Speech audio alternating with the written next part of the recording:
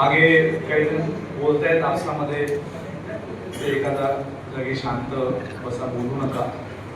काही जण फोनवर आहेत, त्यांना विनंती आहे की आपला फोन बाजूला ठेवा.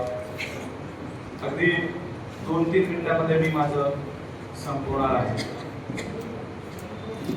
विजय चोरडियाजी यांचा आता पहिला सदस्य म्हणून उल्लेख झाला. आम्ही सगळेजण अत्यंत पैशाने पकाट असणारी माणसं, कायमस्वरूपी दारिद्र्य. मराठवाड्यामध्ये पकाट हा शब्द सगळ्यांना माहिती आहे. कोकणामधल्या माणसांना किंवा उत्तर महाराष्ट्राच्या माणसांना पकाट हा शब्द काही माहिती नसेल, पण पैसेच नाहीत कोणाकडे. म्हणजे एक काळ असा होता की विजय चोरडियाजींनी, मला आठवते, साताऱ्याला एक घटना झाली होती, एक कणकवलीला एक घटना झाली होती. त्या ठिकाणच्या लोकांना जाऊन उपचार केले होते, त्यांना पैसे, मी त्यांना फोन करत होते, तिकडे जा, इकडे जा, हे करा. पूर्ण 4 वर्षे या माणसाने समंत महाराष्ट्राची सेवा केली आणि खूप छान पद्धतीचं त्यांचं व्यक्तिमत्व आहे. त्यांचा प्रॉब्लेम आहे की ते खूप काळजी करतात प्रत्येक गोष्टीची.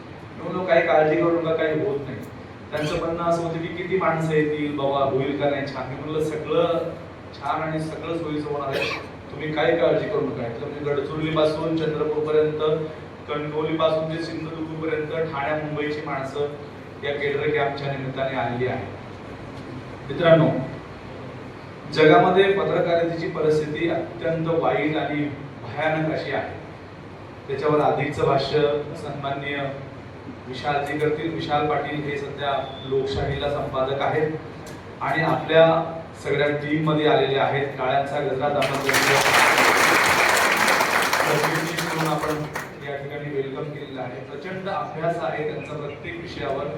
तुम्हाला आठवत असेल की आपण श्री रविशंकर यांच्याबरोबर सगळ्या महाराष्ट्रातल्या पत्रकारांचं एक सेमिनार घेतलं होतं 10 दिवसाचं मेडिटेशनचं. आणि त्या मेडिटेशन सेमिनारमध्ये मला माहित आहे की संबंध जगभरातली लोक त्याच्यामध्ये सहभागी झाली होती. मला 5 वर्षामध्ये जेवढा रिस्पॉन्स संस्थेला घेऊन मिळाला नाही त्याच्यापेक्षा किती